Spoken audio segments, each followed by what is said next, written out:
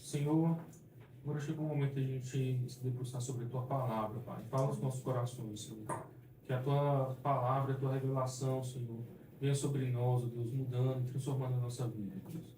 Que o nosso caráter seja transformado pelo poder da Tua Palavra. Que a nossa vida, Senhor, ganhe atitude, ganhe ações, ó Pai amado, de vida por meio da Tua Palavra, Deus. Usa, Senhor, a nossa vida, ser conosco, tira qualquer distração do nosso meio, Senhor, para que a gente possa compreender exatamente a Tua Palavra, como o Senhor quer.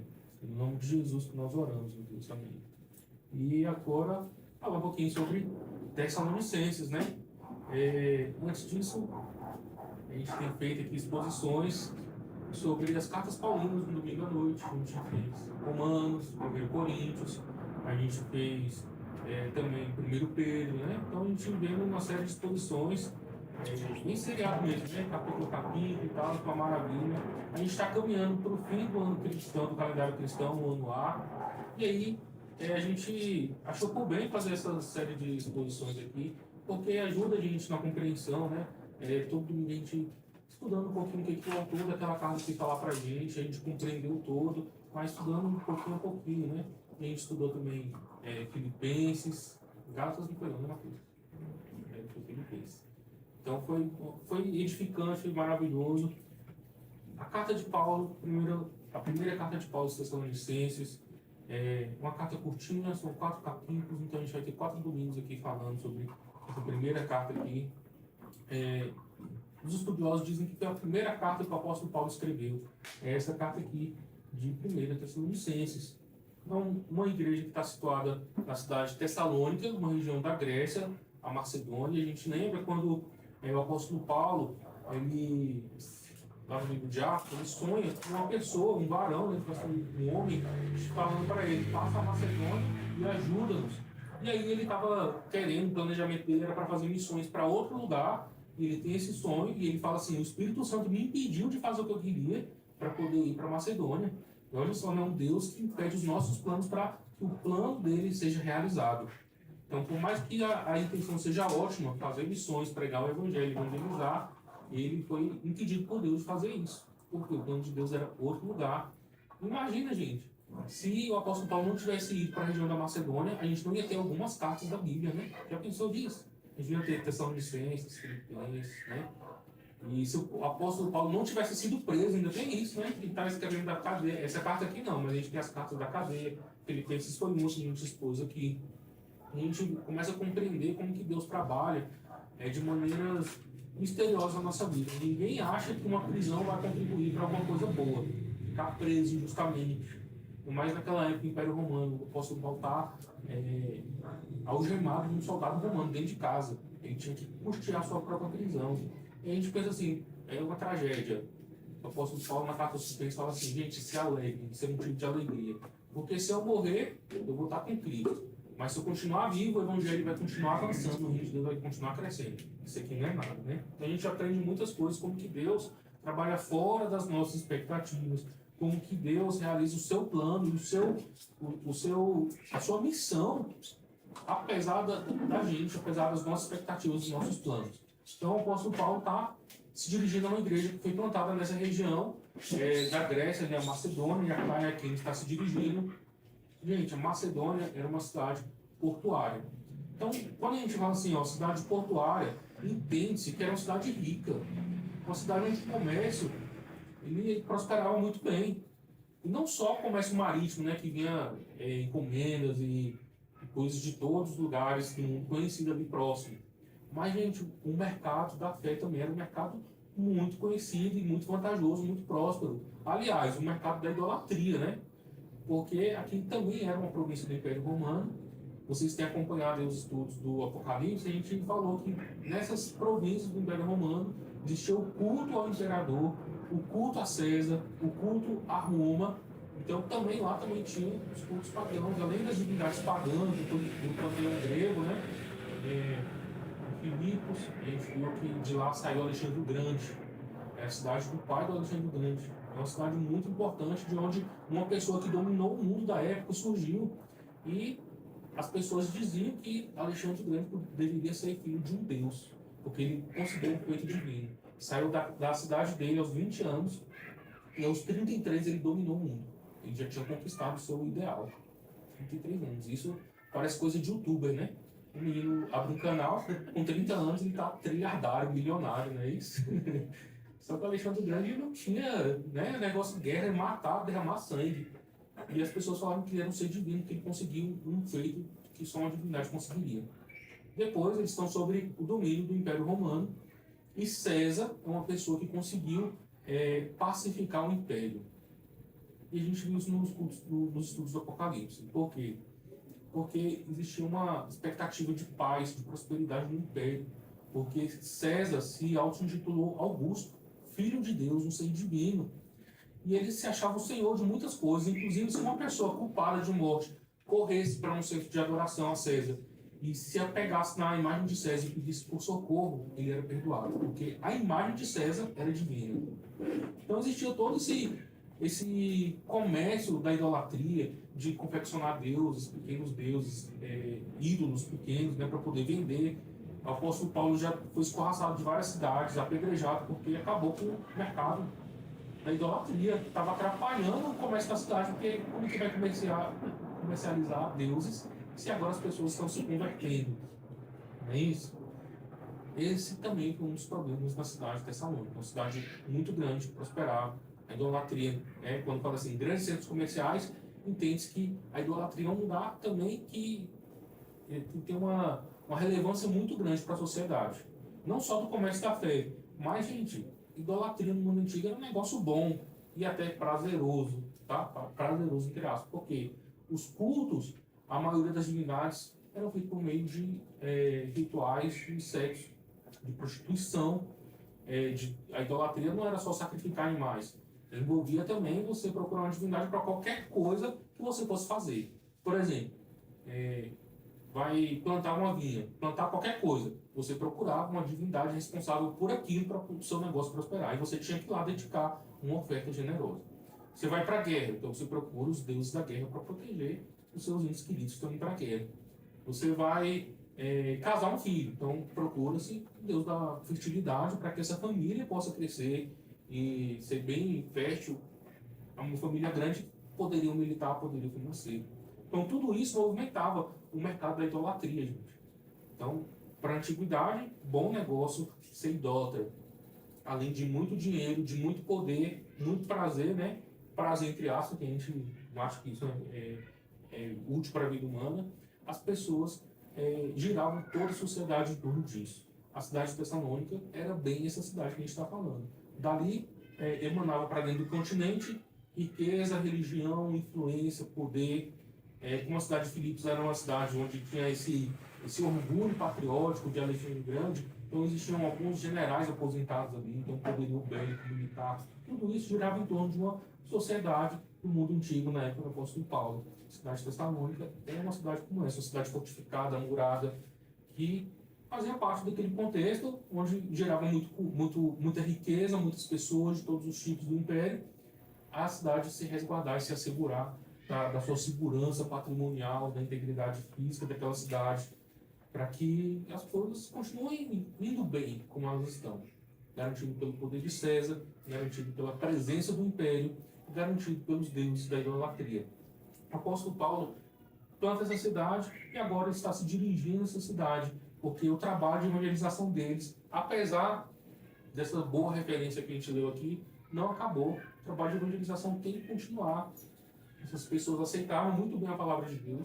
O apóstolo Paulo se dirigiu a eles aqui, e aí, como sempre a gente faz as primeiras pregações aqui de uma série de sermões, parece que é muito legal essa comunidade para quem o apóstolo Paulo está se dirigindo. Né? Toda vez que eu leio o primeiro capítulo de uma epístola paulina, uma sensação que eu tenho assim, nossa, eu queria ser dessa igreja. Porque é a igreja dos santos, é a igreja dos filhos de Deus, é a igreja do povo salvo, do sacerdócio real, como o apóstolo Pedro também vai dizer, né? E aí que o apóstolo Paulo fala que sempre dá graças a Deus, a esse povo que é do Senhor Jesus Cristo, que está em Deus, deseja graça e paz, né? E aí o apóstolo Paulo, quando está orando, ele fala assim, eu sempre menciono vocês nas orações, não só vocês, mas os feitos que vocês têm realizado também. Olha só, o que a igreja está fazendo naquela comunidade, a influência que ela está tendo é motivo de gratidão. O apóstolo Paulo vê o fruto do seu trabalho, né? Imagina só um missionário, não sei se você já tiver uma proximidade com missionário mesmo, assim, que sai, abandona a família e tal, para ir para um país, plantar num lugar onde não existe igreja. Ele, hoje em dia é muito complicado, né? As pessoas, falta de recurso, falta de apoio, falta de afetividade mesmo, assim, né? Não tem família, não tem amigos, às vezes a igreja só manda, e aí manda o dinheiro como se fosse a única obrigação da igreja, né? Então o apóstolo Paulo agora vê todo o sofrimento dele agora gerando frutos. Isso é motivo de alegria, de dar gratidão a Deus. Você já parou para pensar que se a pessoa que evangelizou você estivesse orando por você, ele ia ter motivos de alegria, de falar para Deus, Deus, obrigado pela vida de fulano, sou grato. Olha só o que ele tem realizado depois que ele aceitou Jesus. Porque a nossa vida é uma vida que é feita para frutificar. E não só frutificar, os nossos feitos têm que mostrar como que a gente recebeu essa salvação. Então o apóstolo Paulo olha para essa igreja porque tem uma peculiaridade aqui na salvação dessa comunidade, que essas pessoas, quando receberam a mensagem do Evangelho, eles receberam de imediato. E não foi só uma mudança de entendimento religioso, que existiu mais uma divindade no mundo. Alguém que foi crucificado lá na Palestina e se diz ser o Senhor do mundo. Na verdade, essa comunidade aqui já tinha recebido os judeus, os judeus já tinham passado por aqui, ainda Paulo não se dirige a uma comunidade judaizada, mas eles já sabiam como que era a história e a cultura ali na terra de Israel. Então, o apóstolo Paulo vira para essas pessoas, prega o Evangelho é aceito de imediato. Essas pessoas começaram a abrir mão da sua antiga vida da idolatria. Tudo isso que a idolatria e o Império Romano girava em torno da cidade, onde César era chamado de Senhor e Rei e Deus. Agora essas pessoas abrem mão de tudo. Imagina você ter que abrir mão daquilo que traz a prosperidade para você, que é o seu sustento, abrir mão daquilo que traz a sua segurança pessoal e patrimonial, que é a pacificação que o Império Romano trazia, e você, na verdade, o seu discurso ir contra tudo aquilo, né? Hoje o Mateus pregou muito bem, dai a César o que é de César, dai a Deus o que é de Deus. Isso está no cerne do Evangelho. Quem é o seu Senhor de verdade? Quem é que garante a sua vida de verdade? E mais ainda, né? O que é de Deus? A sua vida é de Deus, a nossa vida é de Deus. Então as pessoas agora têm que entregar a Deus o que é de Deus e não reconhecer mais César como sendo o possuidor de todas as coisas, inclusive de uma verdade divina. César é só mais um mortal e não ser divino.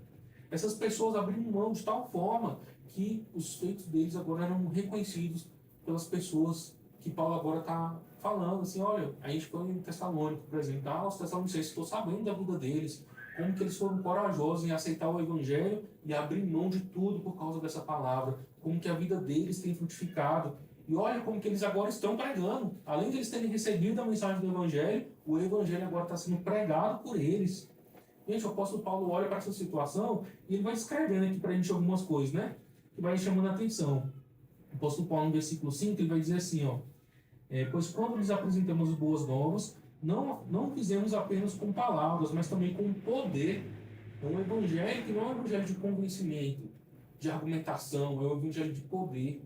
Quando o evangelho é pregado, gente, não é só ter não é assim, a gente é teólogo, o Mateus, tem pessoas que olham pra gente assim, nossa, não tem nem como falar com os meninos, assim, né, os pastores, porque eles sabem muito mais. Gente, o evangelho não é feito só com inteligência, com palavras, com filosofia. O evangelho, ele é pregado com poder. E aí o apóstolo Paulo continua assim, ó, visto que o Espírito Santo lhes deu plena certeza daquilo que estava sendo pregado. Então, uma pessoa quando aceita Jesus, ele só aceita, de fato, entra no coração dele pelo poder do Espírito Santo. Eu acho isso maravilhoso, porque toda vez que a gente encerra nosso culto, o que a gente fala? No poder do Espírito No poder do Espírito Santo, aleluia. Olha que coisa maravilhosa que tem na nossa liturgia. Mostra que a gente tem uma liturgia sadia, né? Bíblica. E aí o apóstolo Paulo vai mostrando que é pelo poder do Espírito Santo que o Evangelho é pregado. Mais na frente ele vai falar assim que também essas pessoas, elas encontraram sofrimento, mas também a alegria. Que sofrimento é isso? De ter que abrir mão de tudo aquilo que antes a sua vida estava segura, estava alicerçada, estava fundamentada nas benesses do Império Romano, na cultura do Império Romano, na idolatria do Império Romano, e agora eles têm que abrir mão de tudo para servir ao Senhor Jesus Cristo. Isso implica necessariamente passar necessidade, passar privação, passar perseguição. São coisas que vêm por meio do Evangelho. Talvez entre um pouco na contramão do que a gente vê hoje em dia, as pessoas procurando o Evangelho, procurando Jesus, procurando igreja, para poder melhorar de vida, para poder arrumar uma solução para aquele problema ali. Como se o Evangelho e Jesus fosse um ingrediente de uma poção mágica que você põe lá, né? Só faltava isso aqui, ó, o Evangelho, para dar tudo certo. E a gente olha para a história da salvação. Os primeiros cristãos que aceitaram Jesus, eles enfrentavam grandes perigos de vida, privação, necessidade, por amor a essa palavra aqui. Mas por quê? Pelo poder do Espírito Santo. E pelo poder do Espírito Santo, dentro desse sofrimento, eles encontraram também a alegria. Está aqui no versículo 6, quando Paulo fala assim, apesar do sofrimento, assim, apesar do sofrimento que isso lhes trouxe, vocês receberam a mensagem com a alegria que vem do Espírito Santo e se tornaram imitadores nossos e do nosso Senhor. Gente, a mensagem do Evangelho, quando entra no coração de uma pessoa, transforma de dentro para fora. E transforma para melhor. Não porque essa pessoa passou a ser dono de um carro zero. Não porque essa pessoa passou a ser dono de uma casa maravilhosa. Não porque essa pessoa passou no concurso público ou ganhou no Mega Sena. Mas porque essa pessoa encontrou o verdadeiro Senhor da sua vida. Encontrou o verdadeiro sentido da vida. Encontrou, de fato, a alegria que vem do céu. Uma alegria que a gente não encontra aqui nas coisas, na nossa vida mortal, nessa existência finita, nesse lugar onde a gente só vai encontrar, na verdade, dor, né? Mas com Jesus, com a mensagem do Evangelho, pelo poder do Espírito Santo, nós encontramos a alegria, e a alegria de ser imitador dos apóstolos, dos primeiros cristãos, dos nossos pais e do Senhor Jesus Cristo. Porque os nossos pais eram imitadores de Jesus. Então essa mensagem do Evangelho transforma a pessoa no seu caráter, no seu íntimo. Hoje eu estive conversando com um primo, ele não é cristão, ele não assume uma identidade religiosa e ele cai na mesma conversa de muitas pessoas que a gente conhece hoje em dia, quando fala assim, que eu respeito todas as religiões e olho para cada um assim, com respeito, quero saber o que esse diz, aquele diz e tal, mas não assume uma identidade. Não é preenchido de sentido e de propósito que a fé cristã nos ensina e nos revela por meio do Senhor Jesus Cristo. Ser humano de verdade, plenamente humano, perfeito, é quando a gente olha para Jesus.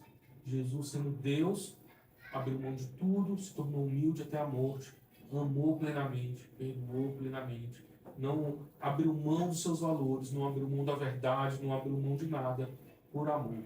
E esse é o caminho que os irmãos tessalonicenses trilharam por meio do recebimento do Evangelho, por meio do que o Evangelho promoveu na vida deles, a transformação de vida, de status, de não colocar esperança no que o Império Romano, no que a economia local, no que a idolatria local, os deuses locais poderiam fazer, mas naquilo que Jesus já fez na cruz e naquilo que Jesus está fazendo por nós na eternidade, preparando uma morada, né? Simplesmente falou, estou indo preparar a morada. E esse lugar é um lugar de peregrinação. Nós estamos aqui de passagem, enquanto aguardamos o retorno do nosso Senhor, o verdadeiro Senhor, como o apóstolo Paulo falou aqui, né? E aí, eu queria traçar aqui algumas palavras aqui pra gente, né?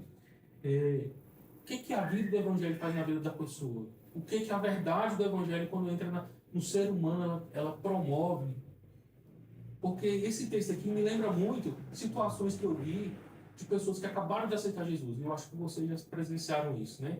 Uma pessoa que ela está nova na fé, com aquele fogo todo, ela quer que todo mundo saiba o que aconteceu na vida dela. A transformação que aconteceu na vida dela, que ninguém acreditava numa mudança de vida, ninguém tinha esperança de que aquela pessoa poderia ser melhorada, poderia ter a capacidade de se relacionar com outros, poderia perdoar, poderia amar. E aí, de repente, mudou tudo, né? Tem uma música do Chico Buarque, Rita. Ele tece ali uma crítica severa para a Rita, que a Rita era da gandaia, e a Rita aceitou Jesus e ficou careta. Uma música muito bonita, muito legal. E para o mundo é isso, né? Parece que a pessoa deixou de viver. Mas quando a gente entra na vida da Rita, ela não era feliz, ela não era completa, ela não era plena.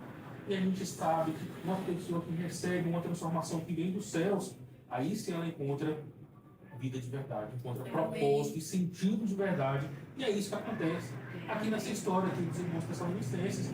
E não é assim, completamente, gente, um processo que vai acontecer na vida da pessoa. Mas assim, a virada de chave é nítida. Uma pessoa que aceitou Jesus, ela tem a alegria de saber, de mostrar para todo mundo o que aconteceu na vida dele. E talvez essa alegria precisa ser mostrada no nosso coração hoje, porque nós temos uma caminhada de fé já de longa data, às vezes virou normal, a gente, né, assim, está vivendo a nossa vida.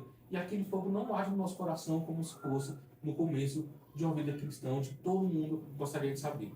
O bispo Entright, quando ele está comentando esse texto aqui, aí ele começa falando assim: um dia eu fui levar meu filho no cinema, fui buscar meu filho no cinema e perguntei para ele: e aí, você se divertiu?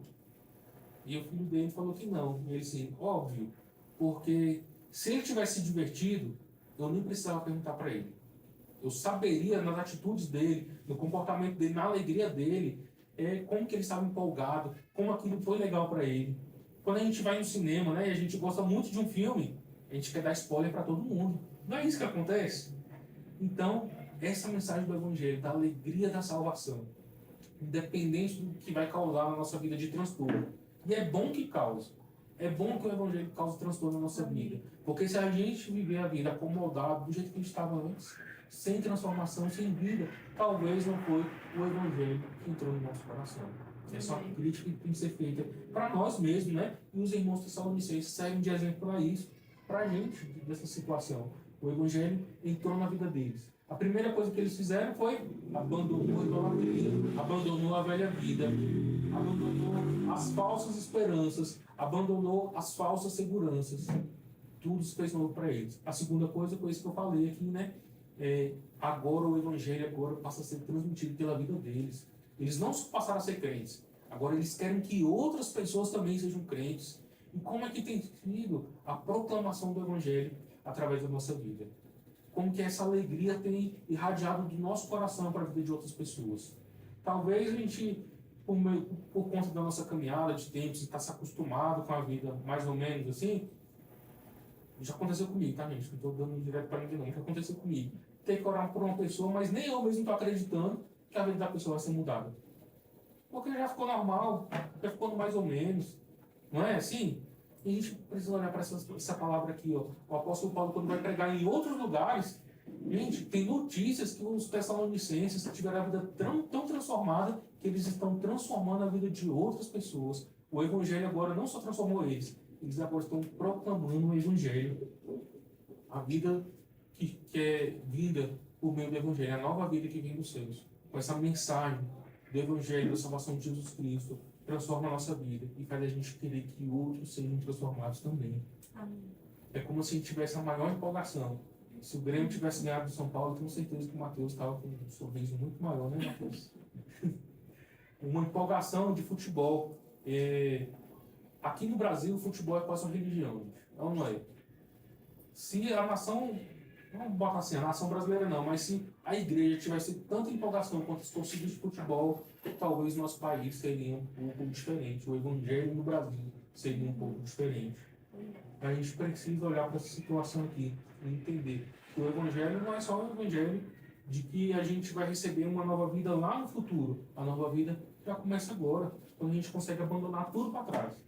Porque sem essa mensagem, pelo poder do Espírito Santo, lembra que eu falei aqui? Não é só conhecimento, não é só filosofia, não é só letra, não é só texto sagrado, é o poder do Espírito Santo convencendo as pessoas de que aquilo realmente é verdadeiro, de que Jesus é o exemplo único de ser humano a ser seguido, de que nós podemos lançar toda a nossa esperança no Senhor. Bom, o apóstolo Paulo, no versículo 10, ele termina falando assim, ó: também comentam como vocês esperam do céu a vinda de Jesus, Filho de Deus, a quem ele ressuscitou dos mortos e que livrará da ira que está por vir. Gente, que evangelho é esse? Que fala de esperança, de um Deus que ama, um Deus amoroso, mas um Deus que ira. E quando ele voltar irado, ninguém vai escapar da sua ira. Parece coisa de doido, de maluco, né? Às vezes um pouco em compartilho. Mas lê a Bíblia todinha para você entender que amor é esse. Esse amor transformador, esse amor que quer resgatar, mas é um amor que não negocia com o mal, não negocia com o que está errado, não negocia com o pecado, não negocia com as coisas que estão destruindo esse mundo, que estão tornando esse mundo mal, esse mundo injusto, esse mundo pior, violento. Deus não vai passar a mão para aquele que destrói esse mundo, a boa criação dele. Pelo contrário, ele ama tanto que assumiu na vida de Jesus Cristo, na morte de Jesus, a condenação das pessoas que precisavam morrer. É sobre Jesus que recai a ira de Deus. E esse evangelho precisa ser proclamado, que Deus se ira contra o mal e que ele voltará para julgar tudo isso. Às vezes a gente falar que pessoas vão para o inferno, hoje é uma carimbada na testa de politicamente incorreto. Essa pessoa aqui fala do inferno aqui, que é isso? Fala do inferno, as pessoas não vão para o inferno. Isso é uma coisa que foi usada para dominar as pessoas no passado, né? Coisa da Idade Média. Não, gente, o evangelho não volta atrás. Existe inferno. O inferno está preparado para todos aqueles que se rebelaram contra o Senhor, que se opuseram contra o Senhor e rejeitaram a sua graça salvadora. Os irmãos tessalonicenses entenderam muito bem isso. E o testemunho de vida deles está na esperança de que o verdadeiro Filho de Deus, Jesus, não Augusto César, é aquele que voltará dos céus para nos buscar. Amém. A mesma graça que Deus colocou sobre Jesus de ressuscitar ele dos mortos vai vir sobre nós. A história sobre ressurreição, volta de Jesus, julgamento de Deus vai ser desenvolvida aqui nessa carta. A gente vai ver muitas coisas, inclusive, gente, arrebatamento. Se você quer saber sobre arrebatamento, é nessa carta que o apóstolo Paulo desenvolve. Não no Apocalipse, que a gente está estudando. E a gente sempre fala, né? Não tem arrebatamento no Apocalipse. Tem aqui, nessa carta tem. Jesus voltará como um ladrão. E aqueles que estão dormindo ficarão para o tormento eterno. Todo mundo vai ter que se apresentar diante do tribunal de Deus. Essa é uma historinha para ser desenvolvida em outros momentos, e não aqui. Mas o que o apóstolo Paulo está escrevendo para esses irmãos, pela graça, com gratidão pela vida deles, é que a vida deles mostra a esperança no verdadeiro Filho de Deus, Jesus Cristo, ressurreto dos mortos, aquele que há de vir para livrar os seus da futura ira de Deus, da vindoura ira de Deus. Que esse evangelho esteja nos nossos lábios. Não um evangelho fácil, palatável, de que Deus vai te dar uma casa nova, de que Deus vai te dar um carro novo, de que Deus vai te curar. Pode ser que Deus não te cure. O apóstolo Paulo fala de várias situações na vida dele, que ele passou privação, injustiça, prisão, passou necessidade, mas ele era alegre e feliz. Uma alegria, uma felicidade que a gente não encontra em lugar nenhum, nem nas coisas, nem nas situações, só no Senhor Jesus Cristo. Então, o exemplo de vida dos irmãos tessalonicenses grita para a gente hoje: que vida é essa que você está vivendo? A partir do momento que o Evangelho entrou na sua vida para trazer a vida dos céus.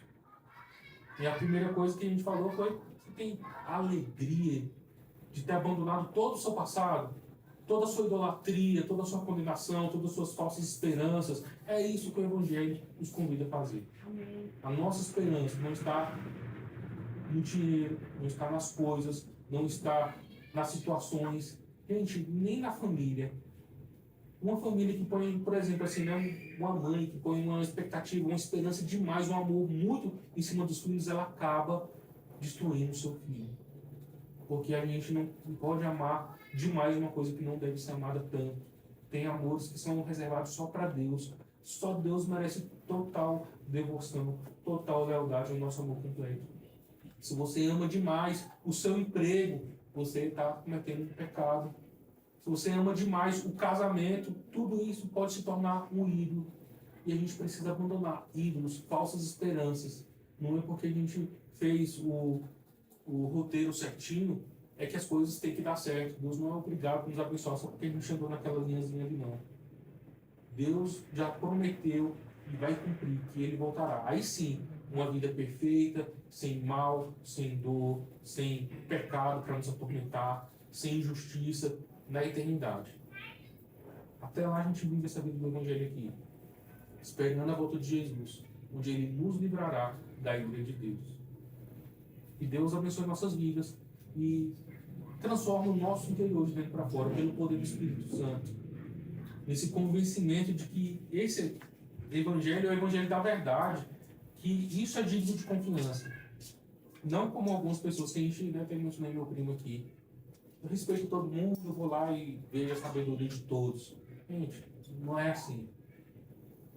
Se o Espírito Santo não convencer a gente de que isso aqui é a verdade, aí a nossa vida não é transformada, a nossa vida não ganha força para abrir mão da idolatria e de tantas outras coisas, né? Dessas falsas esperanças e tal. Não só ser transformado, mas transformar a vida de outras pessoas. Não só receber a proclamação do Evangelho, mas também proclamar o Evangelho para outras pessoas. Não só abrir mão das falsas esperanças, mas colocar esperança no lugar correto, na vinda do Senhor Jesus Cristo. E assim nós aguardamos o seu retorno, em nome de Jesus. Vamos orar? Pai querido, obrigado, Pai, por esse momento da Tua palavra, nós te louvamos, Senhor. Pedimos, ó Pai amado, que o Senhor transforme o nosso ser, Deus amado. O Teu Evangelho, Senhor, que está a todo momento em nossas mãos, nos nossos lábios, na nossa mente, sendo pregado nos cultos, Senhor. Não só seja ruídos ou barulhos que a gente escuta, ou letras que a gente lê, Pai, mas seja o poder do Teu Espírito sobre a nossa vida, Pai. Para transformar, Senhor, nos empoderar, para poder abrir mão de tudo isso, Pai amado, que não é compatível com o Teu reino, com a Tua realidade, Pai. Deus, para confrontar os nossos ídolos interiores, as nossas falsas crenças, Senhor, para revelar as falsas esperanças, ó Pai amado. Deus, e para nos empoderar, para que a gente olhe para o Senhor e creia, Pai amado, na Tua volta, Pai amado, e alicerce toda a nossa esperança na Tua obra, Senhor, não nos nossos feitos. Pai, dá a cada um de nós, Deus amado, porção do Teu poder, do Teu Espírito, Pai, para poder viver essa vida que vem do alto, Senhor, proclamando o Teu Evangelho, fazendo o Teu Evangelho conhecido, dando testemunho da transformação que só o Senhor pode promover na nossa vida, Pai. Deus, por meio do Teu Espírito, encontrar a alegria de Te servir, Senhor amado, a alegria, apesar do sofrimento, de abrir mão de tantas coisas, a gente encontra a verdadeira satisfação, o verdadeiro sentido da nossa vida. Sei com cada um de nós, nos abençoe em nome de Jesus. Amém. Amém.